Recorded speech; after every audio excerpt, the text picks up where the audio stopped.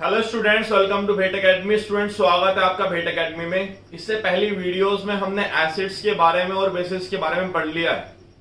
अब ये last video इस चैप्टर की, इससे नेक्स्ट वीडियोस आएंगे उसमें हम एनसीईआरटी क्वेश्चंस करेंगे और लास्ट ईयर क्वेश्चंस करेंगे, लेकिन कंसेप्ट वाइज ये लास्ट वीडियो है, इसमें हम पढ़ने वाले हैं सोल्ट। और अगर अभी तक पूरे चैप्टर में से क्वेश्चन नहीं आया आपके सीबीएसई एग्जामिनेशन में तो इस टॉपिक से आने वाला है।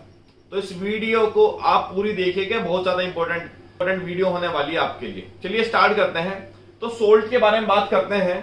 तो आपको पता है पीएच स्केल से रिलेटेड मैं आपको समझाता हूं। पीएच स्केल हमारी 0 से 14 तक होती है। 0 से 7 और 7 से 14 तक, 0 से 7 तक होते हैं एसिड, 7 से 14 तक होते हैं बेस, 7 पे होते हैं सोल्ट जो कि न्यूट्रल है। सोल्ट होता है न्यूट्रल। अब ऐसे ही अगर हम बात करें, कॉमन सोल्ट होता है जो आप घर में यूज करते हो, जिसका नाम है NaCl, सोडियम क्लोराइड, NaCl। अब इस NaCl के यूजेस देखने वाले हैं। अब यहां पर देखो, NaCl को अगर आपने पानी में मिला दिया, नमक को आप पानी में मिला सकते हो, नमक को आपने क्या किया, पानी में मिला दिया, simple. NaCl common salt, water, H2O, पानी में मिलाया है तो आपको एक बेस मिलता है और आपने इससे इलेक्ट्रिसिटी पास कर दी है। सबसे पहले आपने अगर एक पानी लिया और उसमें नमक मिला दिया और उससे इलेक्ट्रिसिटी पास कर दी, इस सॉल्यूशन को हम बोलते हैं ब्राइन, BRINE। स्क्रीन पर देख सकते हो। क्लियर हो गई इतनी बात। अब इस ब्राइन से हमें क्या मिलता है, सोडियम हाइड्रोक्साइड, क्लोरीन गैस और हाइड्रोजन गैस। क्लियर हो गई इतनी बात। आपने नमक लिया, उसमें पानी मिलाया और उससे आपने इलेक्ट्रिसिटी पास करी, उस सॉल्यूशन को हम बोलते हैं ब्राइन। अब ये एक प्रोसेस है, इसमें हमें क्या मिल रहा है, क्लोरीन मिल रही है, तो क्लोरीन से आया CHLOR, क्लोर, और NaOH, sodium hydroxide, potassium hydroxide क्या होता है, एल्कली, तो यहां पर इनसे आया एल्कली। इस प्रोसेस को हम बोलते हैं क्लोर एल्कली प्रोसेस। इतनी बात आपको क्लियर हो गई होगी, ठीक है। NaCl को पानी में मिलाया, इससे इलेक्ट्रिसिटी पास करी, उस सॉल्यूशन को बोलते हैं ब्राइन। क्वेश्चन आता है हमें क्या मिला, इससे क्लोरीन मिली, एल्कली मिली, तो इसीलिए इसको बोलते हैं क्लोर एल्कली प्रोसेस। क्लियर हो गई है। अब हम यूज देखते हैं। सबसे पहला हमारा यूज आता है, हमारे पास पहले होता था कैल्शियम हाइड्रोक्साइड। कैल्शियम हाइड्रोक्साइड से आप सब जानते हो, कैल्शियम हाइड्रोक्साइड CaOH, सब जानते हो। ये क्लोरीन गैस हमने सिलेंडर में भरी हुई है, ये क्लोरीन गैस इससे पास करवा दी, क्लोरीन गैस हो गई इससे पास। हमें एक कंपाउंड मिलता है CaOCl2 और वाटर हो जाता है रिलीज, CaOCl2। ये कैल्शियम है, ये ऑक्सीजन से ऑक्सी, क्लोरीन से क्लोराइड, कैल्शियम ऑक्सी क्लोराइड। और इस कैल्शियम ऑक्सी क्लोराइड का कॉमन नेम होता है ब्लीचिंग पाउडर। ये हमारे पास आया है ब्लीचिंग पाउडर, ब्लीचिंग पाउडर।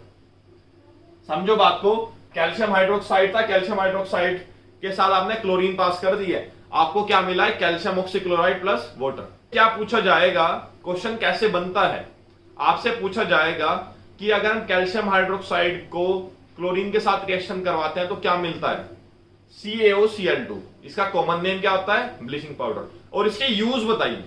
तो calcium oxy chloride bleaching powder का यूज आपको समझ में आ रहा है। ब्लीच वर्ड कहां पर यूज होता है, टेक्सटाइल इंडस्ट्री में, ठीक है। टेक्सटाइल इंडस्ट्री में पहला यूज हो जाएगा। वुड पल्प की तरीके से यूज होता है इसका पेपर फैक्ट्रीज में, ये इसका पहला यूज है। सेकंड, अगर हम बात करें किसी के भी पास, किसी सब्सटेंस के पास अगर ऑक्सीजन होती है तो वो ऑक्सीजन दे सकता है, और जो ऑक्सीजन देता है उसको हम क्या बोलते हैं, ऑक्सीडाइजिंग एजेंट। क्लियर हो गई है। तो कैल्शियम ऑक्सी क्लोराइड या ब्लीचिंग पाउडर को हम एक ऑक्सीडाइजिंग एजेंट के तरीके से यूज करते हैं। सेकंड यूज हुआ इसका। थर्ड यूज अगर हम इसके बारे में बात करें, क्लोरीन इसके पास है। क्लोरीनेशन आपने सुना है कि वाटर में जब बैक्टीरिया जम्स हो जाते हैं तो उनको मारने के लिए क्लोरीन का यूज करते हैं, तो वहां पर हम कैल्शियम ऑक्सी क्लोराइड डालते हैं क्योंकि इसके अंदर क्लोरीन है। तो ब्लीचिंग पाउडर का पहला यूज क्या हुआ, टेक्सटाइल इंडस्ट्री या पेपर इंडस्ट्रीज में। नेक्स्ट, अगर हम बात करें ऑक्सीडाइजिंग एजेंट के तरीके से, और थर्ड यूज आ गया इसमें जर्म्स को किल करने के लिए। ब्लीचिंग पाउडर आपका क्लियर हो गया होगा, ठीक है, इतनी बात समझ में आ गई है। नेक्स्ट सेकंड आता है हमारे पास, पहले हमारे पास NaCl नमक और पानी घुला हुआ था, उससे हमने क्या किया, कार्बन डाइऑक्साइड पास कर दी है और अमोनिया गैस पास कर दिया NH3, तो हमें दो सब्सटेंस मिलते हैं NH4Cl हो जाएगा अमोनियम क्लोराइड, और सेकंड मिलता है हमें NaHCO3।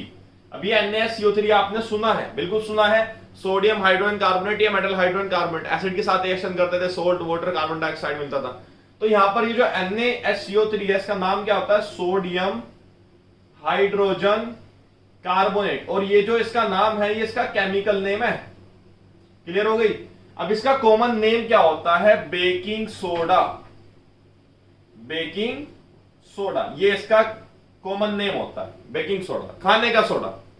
अब आपको समझ में आ गया खाने का सोडा है तो इसके यूज भी आपको पता चल गए होंगे। खाने का सोडा कहां पर यूज होता है, आपके पकोड़ों को क्रिस्पी बनाने के लिए, पहला तो यूज ये है।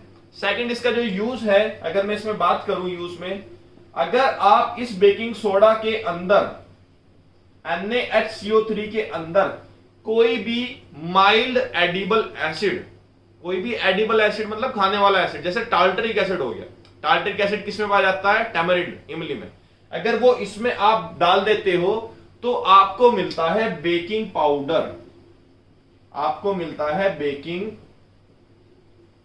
पाउडर। इतनी बात आपको ध्यान रखनी है। आपने क्या किया, बेकिंग सोडा लिया, उसमें अगर आपने माइल्ड एडिबल एसिड डाल दिया तो आपको मिलता है बेकिंग पाउडर। नेक्स्ट अगर हम इसके यूज के बारे में बात करें, बेकिंग पाउडर के साथ साथ ये कार्बन डाइऑक्साइड वाटर भी निकलता है, मेन है बेकिंग पाउडर।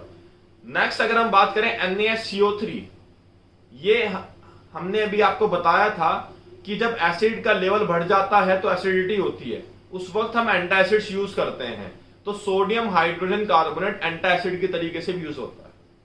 थर्ड इसका यूज होता है सोडा एसिड फायर एक्सटिंग्विशर में, थर्ड इसका यूज होता है। अब क्वेश्चन कैसे बन सकता है, आपसे पूछा जाएगा उस सब्सटेंस का नाम बताइए जो सोडा एसिड फायर एक्सटिंग्विशर में यूज होता है, तो आप बताओगे NaCO3। फिर आपसे पूछेगा सेकंड पार्ट, वो कैसे बनता है, रिएक्शन बताइए उसकी, तो आपको रिएक्शन बतानी है, रिएक्शन पता है। फिर आपसे पूछेगा इससे अलग कोई दो यूज बताइए, तो आप बता देना ये बेकिंग पाउडर बनाने के लिए यूज होता है, पकोड़े को क्रिस्पी बनाने के लिए यूज होता है, और एंटासिड्स के तरीके से भी यूज होता है।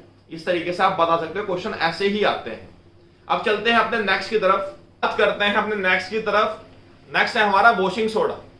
क्वेश्चन ये आता है कि वॉशिंग सोडा कैसे बनता है, तो सिंपली आपने क्या किया, बेकिंग सोडा ये NaCO3 होता है, इसको हीट किया, और हीट करने के बाद आपको मिलता है Na2CO3। अब ये Na2CO3 वॉशिंग सोडा नहीं है, अब क्या होता है, Na2CO3 सोडियम कार्बोनेट अगर वाटर के साथ रिएक्ट करने के बाद बनाता है Na2CO3.10H2O। अब आप समझोगे, आप ये सोच रहे होंगे कि यार सर ये .10H2O का मतलब क्या है, अब ये मैं आपको समझाता हूं। Na2CO3 के साथ 10 fix number of water molecules attached हैं, और जब इस तरीके से वाटर मॉलिक्यूल्स अटैच होते हैं उसको बोलते हैं वाटर ऑफ क्रिस्टलाइजेशन। क्लियर हो गई है इतनी बात। तो ये क्रिस्टल्स की फॉर्म में मिलता है वॉशिंग सोडा।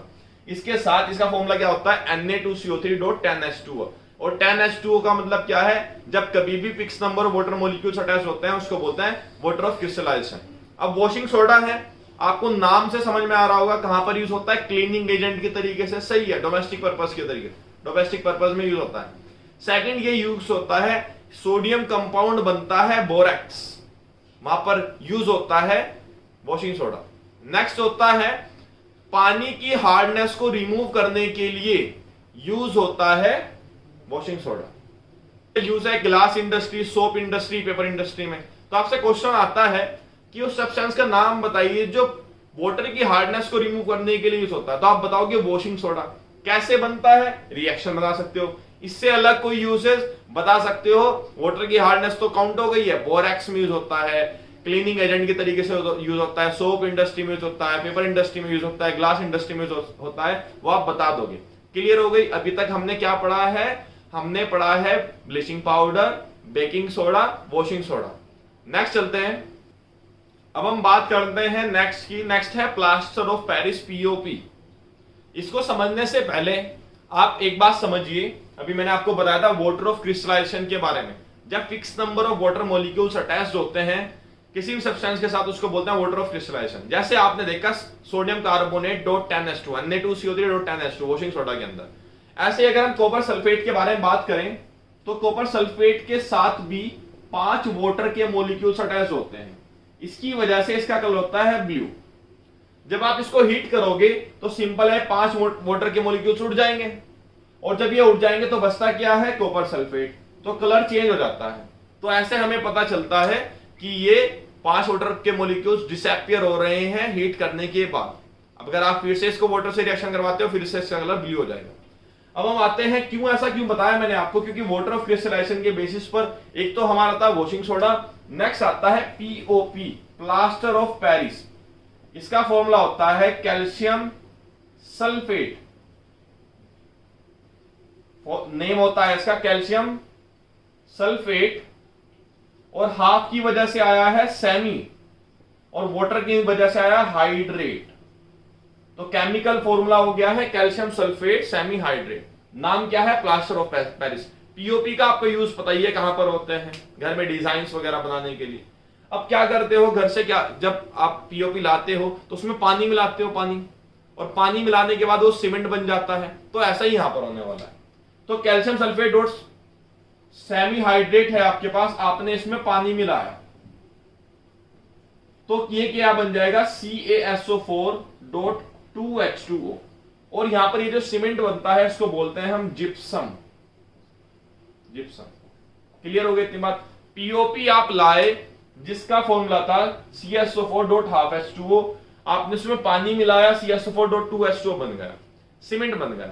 अब अगर आपसे ये पूछे सीमेंट को या पीओपी को हम पानी से क्यों बचाते हैं, सिर्फ इसलिए बचाते हैं पानी मिल जाएगा तो जिप्सम बन जाएगा, फिर वो हार्ड हो जाता है, फिर कोई काम का नहीं रहता। इसीलिए सीमेंट को या पीओपी को पानी से बचाया जाता है, मॉइस्चर से बचाया जाता है, मॉइस्चर प्रूफ कंटेनर में रखा जाता है। अब मेन जो आपके मन में सवाल आ रहा होगा वो मैं समझ सकता हूं, वो सवाल है सर ये हाफ H2O, हाफ H2O कैसे पॉसिबल है? आपने पानी के मॉलिक्यूल को काटा थोड़ी ना होगा कि पानी का मॉलिक्यूल को काट दिया और दे दिया कैल्शियम सल्फेट को, ऐसा नहीं होता। ये होता क्या है कि 2 कैल्शियम सल्फेट एक वाटर मॉलिक्यूल को शेयर करते हैं, 2 कैल्शियम सल्फेट।